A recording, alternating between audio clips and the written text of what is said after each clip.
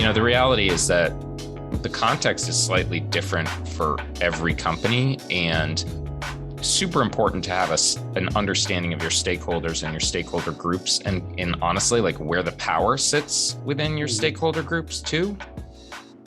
That was Matt McDonald, president of Penta, talking about one of the insights he took away from last week's Fortune CEOi conference. This is Fortune's CEO initiative led by Alan Murray, myself and Matt, Christina, Pearson, Alberto, Lopez, Valenzuela. We're down in Palm Beach last week to meet with CEOs and talk to them about some of the challenges they are facing and opportunities around ESG and stakeholder capitalism and how they're managing both the business and the stakeholder engagement and ESG sides of their business. We had some great conversations. Fortune put on a great conference with some really interesting panelists and CEOs talking about their own experiences.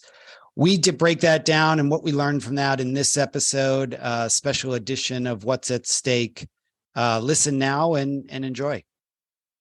Christina, Matt, Alberto, thanks for joining us on another episode of What's at Stake. The four of us just got back from Palm Beach, Florida. We were down there for the Fortune CEO Initiative Conference. This is Fortune and Alan Murray's big event every year where they bring together a good group of CEOs to talk about what is the kind of theme of the whole initiative, which is they describe it as promoting social progress as a part of their core business strategies.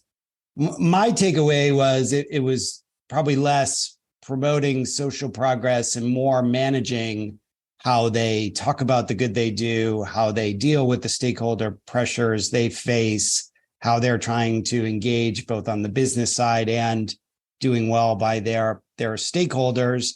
But let's start. I'd just love to get everyone's take of what stood out to you at the conference. What did you take away from it? Christina, maybe I'll start with you. Yeah, Bryan, it was a good conference. One of the big takeaways I had from it was that businesses are very focused on impact. It's not if we should do good, if we have a role in doing good, it's how we do it. And there was a lot of discussion, particularly around the area of ESG and the agendas of the company to have impact in meaningful ways, such as the steps that they would take through their own transparency, through their own initiatives. They wanted them to be meaningful, not just carbon offsets, but things that were investing in technology for the future. They saw a role for both, but they want to make sure that we're doing things to create capacity for the future. And frankly, there was also a bit of concern about how we do it and having a clear understanding about what the right ways are to do it. For example, around rating systems and others, there are so many of them out there. There's so many different ways that you can judge if you're having an impact over that long term. And there was a lot of concern that there needs to be a coalescing, not just around rules that are helpful to companies in the US, but also applicable globally. Alberto, what were your thoughts on the conference? Yeah, for me, the one thing that actually stood out was placing ESG in the sort of the current economic backdrop and the sort of the threat of recession that we are seeing.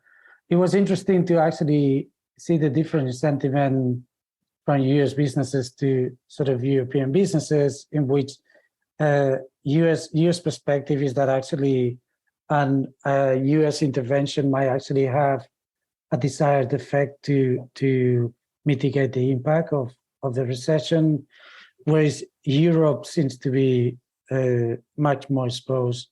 On Christina's point around ESG, I thought there was a lot of focus on E, less so on the S, and almost no focus at all on the G. On the E, you could actually see how companies, are deploying significant amount of capital to transform the business and make them net zero.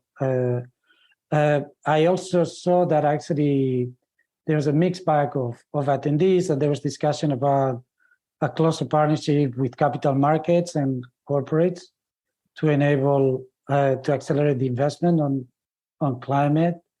But one thing that actually stood out for me is that the recession is not really questioning the merit of stakeholder capitalism.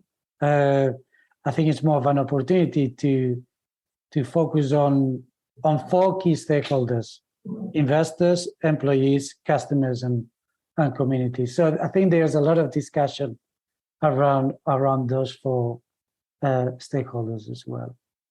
You missed policymakers, Alberto. That's definitely a top of mind one that people are focused on. Mm-hmm. It is interesting. It's interesting with the election here in the States tomorrow, the direction that this stuff is going to go.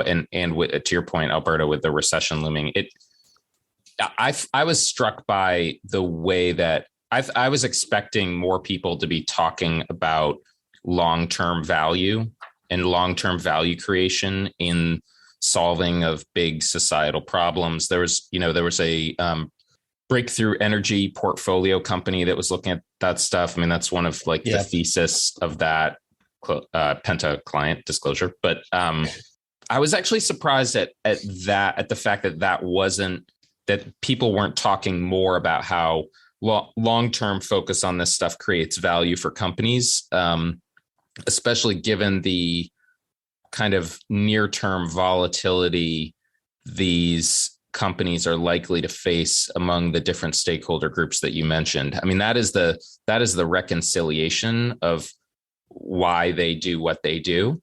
And that wasn't super sharp, I thought. Yeah, I think that's right. And there was some talk of, whether folks would pull back on some of these commitments facing a recession, but there was a little bit of a lack of long-term, but also a lack of short-term. We didn't talk a lot about, what happens tomorrow in the election and what that might mean for these companies. And to some degree, it was surprising that a lot of the conversations looked backwards. It looked at George Floyd. It looked at other COVID issues. There was still a lot of talk about work from home, but not much about what they may face over the next 6 months. I don't know, Christina, you had a good point on this right before we hit the record button. Share your thoughts. Yeah, it was interesting because while we were at this conference, also there were elections in Brazil and Israel that were going on as well. And so there was probably just as much conversation about the effects of those elections as the US election. I think that, frankly, what this is somewhat reflective of is that companies know that they've been operating in very uncertain conditions for the last couple of years. And I think that a lot of them are focusing on what they have within their command and control, things like their own impact portfolio, things about their own employees, things about their own supply chains, and less focused on, they're doing the best they can to position themselves, but also probably focusing less on things that they can't necessarily control. They're trying to be prepared for every scenario. Right. And so I think that, for example, we, it was less about the day of an election, and there was more discussion about, in the long term, how do we operate in the next 10 years in Asia, with AI being an increasing part of every company's platform, not just technology companies. It's every single company uses a form of AI.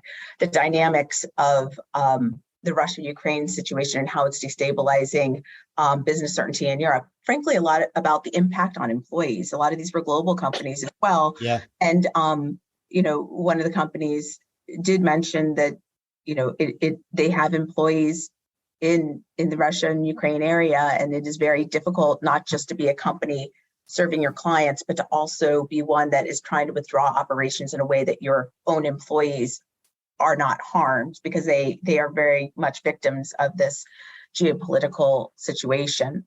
And so I think, if anything, I heard less about the US election, which is something that here in Washington, D.C., many people are just obsessed with every single day. And what I heard more about was really that those geopolitical dynamics and how they're affecting businesses, not just this year, but for the next 10 years.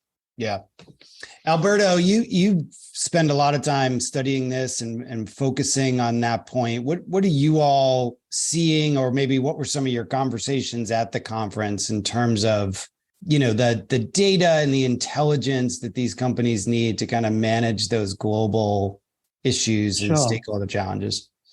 So look, what I heard at the conference were sort of encouraging movements towards sort of a more holistic way of measuring impact. So there were talks about not only focusing on financial metrics, but also on sustainability metrics. They were also focused about the fact that actually ESG ratings can actually be inaccurate, and therefore companies are actually adopting ESG metrics that are actually more closely aligned to the ESG strategy and more closely aligned to the objectives that they set out themselves.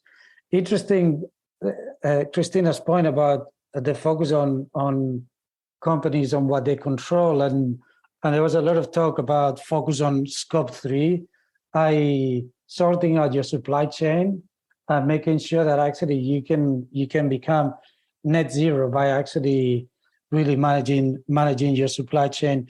At a sort of higher level, one of the things that I heard a couple of times was be authentic, focus on what's relevant to your stakeholders, and don't try to be all things to all people, with a view to build your business, manage your business, understanding your stakeholders and including them, which is, it's the ethos also that we have at Penta. It's all about understanding stakeholders and understanding how to go about the balancing act among the different stakeholders.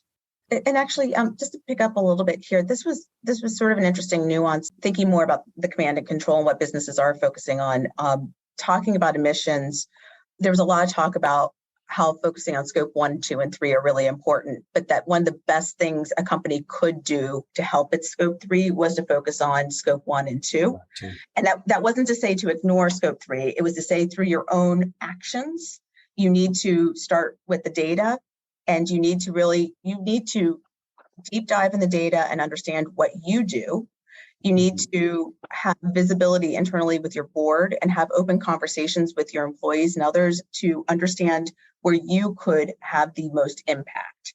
And that was, and how that would cascade to a goal. Everyone thought transparency and goal setting was important, but they also thought it was equally important with scope 2 to have that aligned there. And with scope 3, that is an area that's very hard. That goes again to how we count emissions and such. It's very reliant on others. And so focusing on scope 1 and 2 in your own actions and having real clarity and transparency and proactively framing it and using that data to keep explaining it was important, not just for your employees and for your board, but also for scope 3, the other folks that you work with, and encouraging them as well to also sort of move in that same direction. And so I thought that was just a really interesting nuance, Alberto, that you were bringing up, which is they weren't saying scope 3 wasn't important, but they were saying that you need to do scope 1 and 2 really, really, really well based on data in order to have a real effect in scope 3. Yeah, no, it's a good point. I mean, it definitely came up several times. It's a concern for the companies, and obviously it's a concern for regulators, but you're absolutely right. They sort of understood the point. If you focus on what you can control, you can sort of back into, addressing some of the scope 3 issues. But one point that I thought was also interesting was there was one particular business that actually mentioned that the executive pay, 80% was linked to financial goals, 20% was linked to ESG goals. So again, that is a sort of an indication that there's more embedding of ESG within the business. Well, as a company that loves data, we love hearing that. Essentially, what a lot of the CEOs were talking about was building your data into your performance metrics, starting right at the top. And so that certainly, as a company that loves data, we certainly appreciate that type of self-awareness.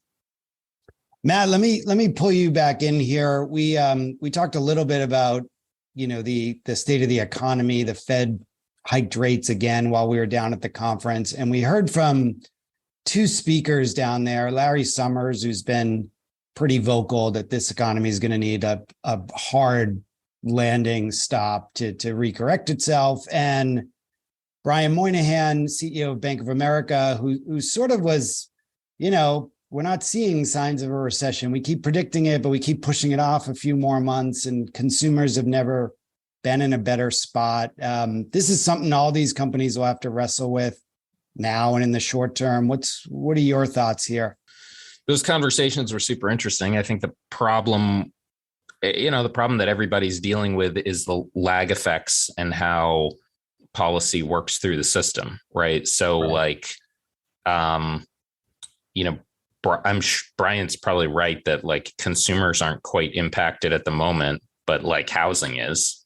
Right. So the sectors of the economy that are more sensitive to interest rates, including housing, including like the markets and investment or stuff, are like taking a bath at the moment. The issue being that Fed policy works through the system over a period of time. One thing that I didn't hear come up on the main stage, but I do feel like I had a number of conversations around it, is just, I think I was talking with Michael Chertoff about this in particular, was the degree to which the globe is interconnected. And we kind of know this on the security side, but it's true on the economic side too, is that, Fed policy is cascading around the world as well, impacting global economies, which then that has a feedback cycle to it as well. So it's a very tricky moment. Bryan Moynihan was saying that his team was forecasting a recession mid 2023, which he kind of didn't, I would say he didn't discount, but also said, look, in the consumer data that we're looking at, there's still very much robust demand and spending. Larry Summers has been a bit hawkish, though. I would say that he was more, I found him to be more moderate in his live comments than his Twitter feed. just interesting how that happens. Yeah. Just to calibrate on that. He was a little bit more circumspect on kind of what reality is going to look like. I would say, look, outside the conference in particular, the Fed, I would say, has been doing a good job of communicating that they may be like slowing rate hikes to kind of let things work out and see how they impact the system, without any hint that they have lost their conviction on going after inflation, which is a nifty kind of communications trick. But I think I think it's the same. It's on some level like the monetary policy is facing the same challenge as supply chain policy, or not policy, but supply chain issues during the pandemic, is that you just can't kind of like hit the gas and then hit the brake and then hit the gas and then hit the brake and get anywhere. And so I think that where they're heading is like, what you've heard is maybe a higher end state, but take a little bit longer to get there, which is, I think, is probably the right answer. If their real goal is like a soft landing, that's how you get there. Like, I don't. So this is what I was just going to ask. Our colleagues over on the Macrocast, last week, coming out of the jobs report, they're starting to see that like maybe Powell is pulling off this soft landing, and with where housing and rent prices are going and where jobs are starting to slow but still pretty strong, we may be getting there. I got the sense. A soft landing is, just to like specify in definitions, it's probably a mild recession. That's probably what a soft landing is. It's not. It's not like fun. No recession. That's probably not. But it's not. I guess my point is I got the sense from talking to people at the reception and around the room that there's kind of buy-in from the business community that may be where we're heading. A rather short, maybe shallow, definitely a recession, but not, sort of falling off the cliff or anything too hard that I would say, at least on his Twitter feed, Summers and others have been predicting. Yeah. Great. Let's, I want to shift gears a little bit. Matt, you had the privilege of hosting a breakout panel at this conference, really focused on a lot of the work we do here at Penta. The breakout session was about how to take a stand, about how business leaders decide when they are going to engage in issues, when they are going to stay quiet, if you will, how they make that decision. We heard this come up a lot through the conference. Moynihan talked about it. We heard it in several different breakout sessions in terms of having a plan. But you led this conversation. Tell us a little bit about what you shared with the CEOs in that room and what you heard back from them. I mean, we talked a lot about, how you approach it, what the framework looks like. I would say in general, we counsel most of our clients that there's some, if you want to think about it as like a matrix, that there's one dimension of severity and there's one dimension of relevance for most companies, right? And then I think a lot of companies, in addition, track what their peer set is doing and where should they sit on this stuff. The reality is that the context is slightly different for every company, and super important to have an understanding of your stakeholders and your stakeholder groups, and honestly, like where the power sits within your stakeholder groups too. Is that, if you are, it means something very different if you're a B2B company than if you have consumer, right? If you have a consumer, either B2C or consumer exposure, or more broad brand exposure. It means something different if you are, like a manufacturing company where the bulk of your team is in plants or in delivery, than if you're like high creative services, like very talent dependent type of companies. Those are very, in the cleavages in society right now, those are very different groups with different power and different attitudes about lots of things. So just having an understanding of like where your different stakeholder groups stand on different stuff, what you're trying to solve for. I think with a lot of companies have got caught flat-footed over the past number of years. I mean, really like 5 years going back, they're not kind of used to the expectations or the amount of scrutiny. So it was my sense that people are kind of thinking about this, taking a beat to kind of restructure around the current world. It was a CEO conference, not a employee conference. And I do think that it was interesting is that, because I've done a few of these panels, not all with CEOs. And I do think that it's an interesting dimension where both companies are trying to recalibrate to the new reality of stuff. And also people are exhausted by some of this stuff. And it's not clear to me that everybody wants their CEO weighing in on every last thing that happens in the world either.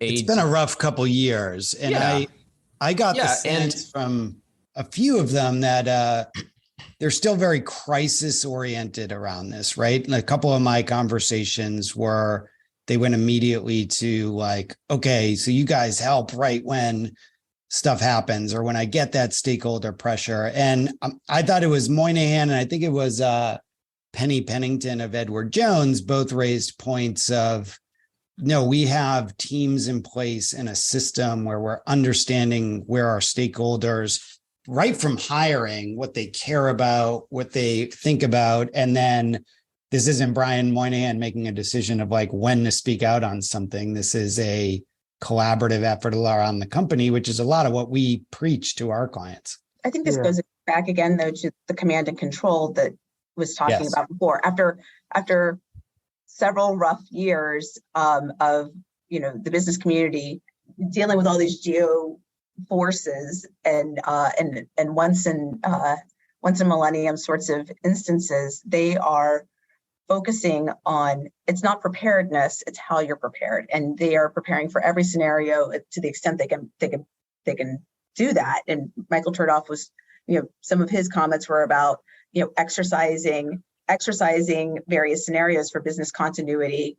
What would happen if there was a war, or what would happen if there was a cyber incident, and doing that internally within a company, that it's not just a government function now, it's within within a company. There is a real need for this continuity of operations. And going to your point about hiring, and I think it was Penny had made that point about the understanding what they understand from the get-go, what their employees are interested in, and are having that kind of granular information. I think all companies know that they have to pay attention to stakeholders, but they also know not every stakeholder necessarily approaches it with the same perspective, and they're trying to understand with some granularity. Your employees overall are not monolithic. You have to understand what the pandemic hires want versus what the ones who've been there for 20 years want. You have to understand the US versus global. There was an understanding that regulators are different than the people in legislatures, and that understanding those audiences with more nuance and more real-time information was something we certainly heard a lot of desire for by these companies. And I think it goes again to that command and control going forward. We need to understand as much as we can in real time and have real data to back it up, as opposed to being buoyed back and forth by what other forces are out there. Groups, yeah. I think there's a sort of an appreciation now that in order to assess your stakeholders, it's things have changed. As you said, there's an element of fatigue. So companies are starting to sort of understand the power that stakeholders might have, the legitimacy of those stakeholders, and the urgency of the issue. So I think they are using methods to actually understand what really is important. And one of the things that I heard at the conference, which actually I thought it was a very sort of interesting statement, was, do not solve for the noise, solve for the fundamentals. Because I think companies can get carried out by the noise, but unless it's really sort of it hits the core of the organization, we know that it's really noisy out there. So, yeah, it's a great point. We've got time for maybe one more. Any final thoughts from folks before we wrap up? Look, I thought that we haven't really touched on this, but I thought the stuff on the metaverse was interesting. Sort of one of the initial statements was it's a 1 trillion to 13 trillion opportunity. I mean, that's a big sort of variance between 1 trillion to 13 trillion. But also, I think there's that sort of an appreciation that for businesses there might be some applications for it, but actually it's going to take a while until it gets into the consumer space. Mostly driven by 6G rollout in 2030. So I thought that was sort of interesting, given the investment that some companies actually have put into the metaverse. That I think we still gonna have to wait a little bit until we see the effect of it. To get macro on the metaverse for a moment, I thought what was interesting to me as a trend line was that businesses are very quickly understanding, different types of businesses are understanding very quickly how the integration of the technology can be helpful and useful. And, having come myself from a technology background, quite often people look at products and see the shiny object. Mm-hmm. And they see it for, quite often it's marketed as gaming or kind of cool graphics or interactivity.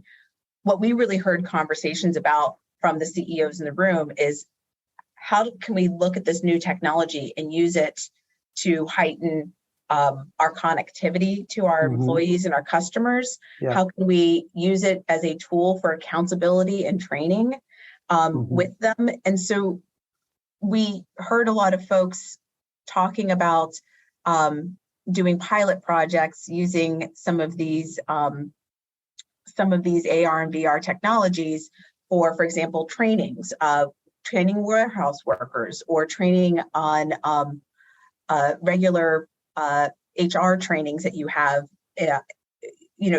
within your company that you're accountable for doing with your employees every year.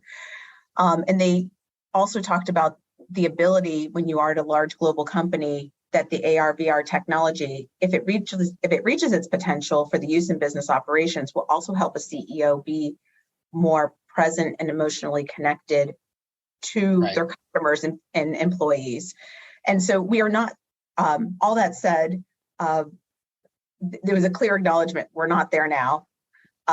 These are all sort of plans down the road for people are experimenting with it, but it is certainly not common now. Secondly, there was some skepticism. Some companies were embracing it and already testing it. Others were holding off for a while to see. So it was going both ways. And then there was also, I think, a general acknowledgement, though, which was interesting to me, going back to my original point, was that even though this is coming from the tech sector, that healthcare companies and education companies and financial services companies, every single vertical that was there saw a place that it could enhance their business operations, which I found to be really fascinating on first generation. Yeah, that's a great point. It was a really fascinating discussion across the board. Let's leave it there. Thank you guys for coming on another edition of What's at Stake. Great conference, and we'll be back with more episodes in the coming weeks. Remember to like and subscribe wherever you listen to your podcasts, and you can follow us on Twitter at Penta GRP. I'm your host, Bryan DeAngelis. As always, thanks for listening to What's at Stake. Every 2 weeks, Penta measures U.S. adults' feelings and expectations toward the economy. The Civic Science Economic Sentiment Index, powered by Penta, accurately measures movements in overall national economic sentiment and provides a more sophisticated alternative to existing economic sentiment indices. To learn more, contact us at pentagroup.co.